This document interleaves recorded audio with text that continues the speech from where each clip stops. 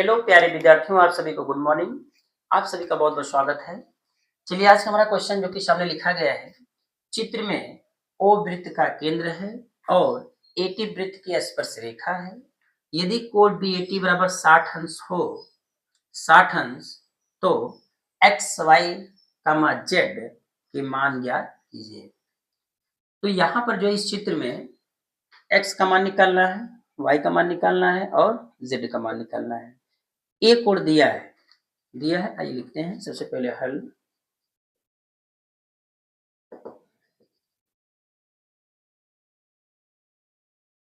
दिया है, क्या क्या दिया है भाई, एक ही तो दिया है, कोण बी ए टी, कोण बी ए टी बराबर है 60 अंश, ठीक ना। ए टी स्पर्श रेखा है और ये कोण जो है हमारे पास बी ए टी बराबर 60 अंश दिया है, ठीक। लिखेंगे तब आगे जो प्रोसेस होने वाला है, लिखेंगे तब कोण जो बी ए टी है किसके बराबर होने वाला है, कोण ए सी बी के। कहाँ से आया है, प्रमेय से। एकांतर वृत्तखंड के कोण है, प्रमेय का नाम है। तो आइए थोड़ा समझते हैं इसको जो है।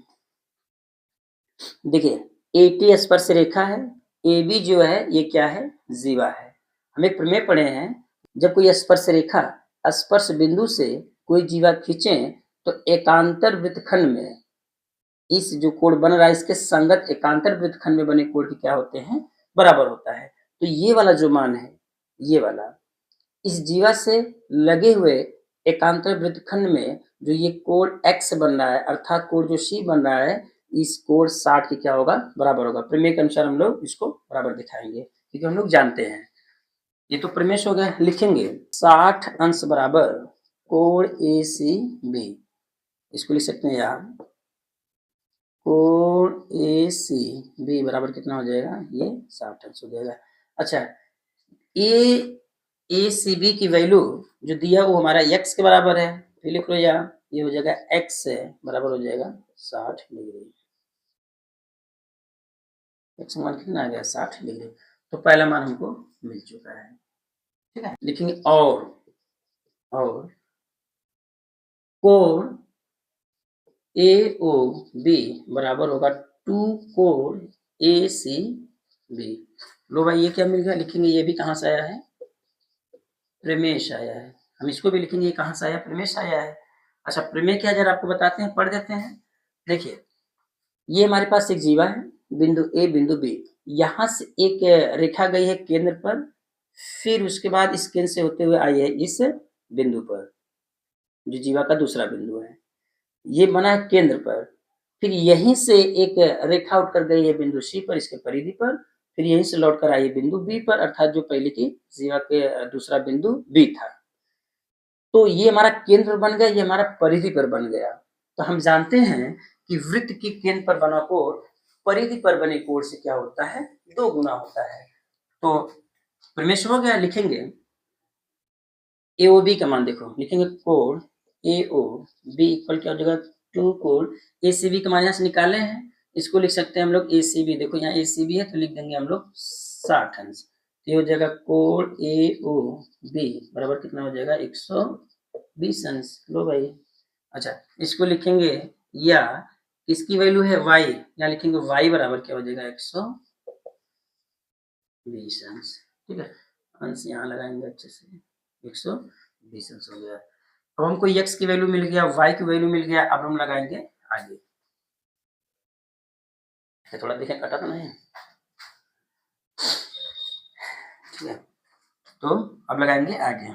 चलिए अब ये वाला कोण हमको मिल चुका है, इसमें लिखेंगे अब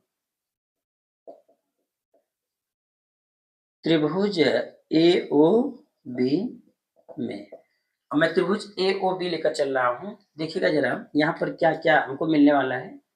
तो यहाँ से लिखेंगे कोण ए ओ बी प्लस कोण ओ ए बी प्लस कोण ओ बी ए बराबर क्या हो जाएगा, 120 80 अंश। मैंने ये त्रिभुज लेकर चला, ये वाला कोण, ये वाला कोण और ये वाला कोण क्या होगा, तीनों का योग जो होगा 180 अंश के बराबर होगा। किसी त्रिभुज के अंतः कोणों का योग 180 अंश होता है, हम जानते हैं। तो यहाँ से AOB जो कोण है, AOB 120 अंश है, यहाँ लिखेंगे 120 अंश प्लस इसकी वैल्यू दिया है Z, हम लोग Z लिख लिया।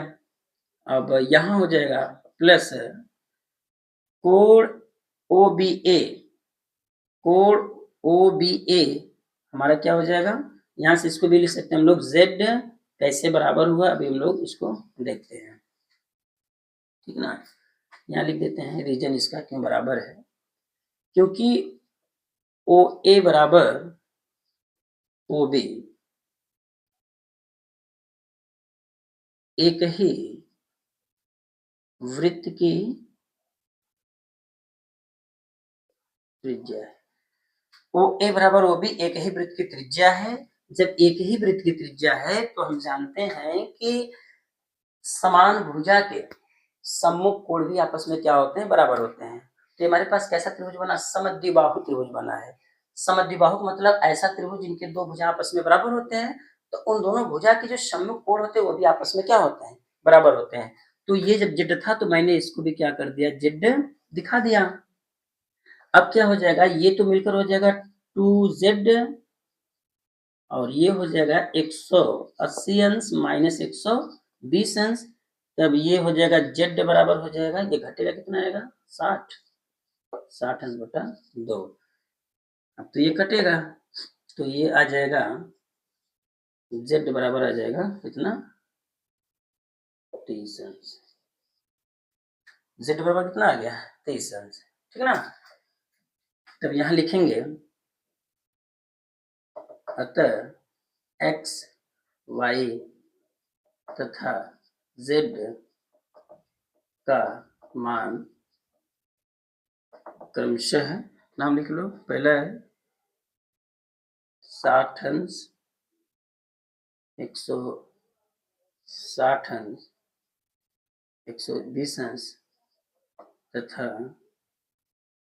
30 अंश है, ठीक। तो ये हमारा एक छोटा सा क्या था, क्वेश्चन था। तो मैंने क्या किया, जो पीछे सब प्रमेय पढ़े हैं सबका एक प्रयोग मैंने यहाँ किया।